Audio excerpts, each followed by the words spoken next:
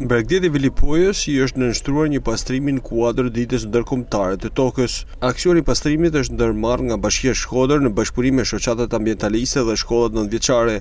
Krahas pastrimit, qëllimi ishte edhe ndërgjegjësimi i qytetarëve për të mbajtur pastër ambientin. Mendoj që është shumë e rëndësishme për sensibilizimin e të gjithë qytetarëve për me mbajtur pastër ambientin dhe duke mos e ndot atë. Dhe jo më kot sot jemi këtu në ditën ndërkombëtare të tokës, një ditë dedikuar aksioneve në natyrë, pra të ruajmë sa më tepër mjedisin që na rrethon, sepse është e tashmja, por natyrisht do të jetë edhe ardhmja nesër. Kështu që duhet kena shumë kujdes kur hedhim turinave në pavend apo kryejmë edhe veprimtari tjera që shkojnë në ndikim negativ në mjedis. Pastrimi u zhvillua në zonën e Vilunit deri në qendër të plazhit të Vilipojës, po ashtu ndërhyrjet për largimin e mbetjeve u bën edhe pranë pishave.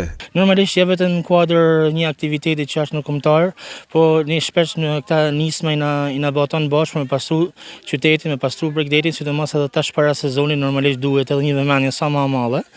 Bëjmë thirrje edhe qytetarët me pas kujdes kur vinë pikniqet e tyre që mos me lanë qesit të për me marrë me veti. Normalisht janë edhe nisma vullnetare, të cilat përfshin çdo grup moshet, edhe i bëjmë thirrje edhe grupeve tjera që më përfshi. Kemi marrë një nismë vullnetare duke u bashkuar edhe Ekomendjes me klasën e 6 dhe të 7. Përkatësisht 25 nxënës.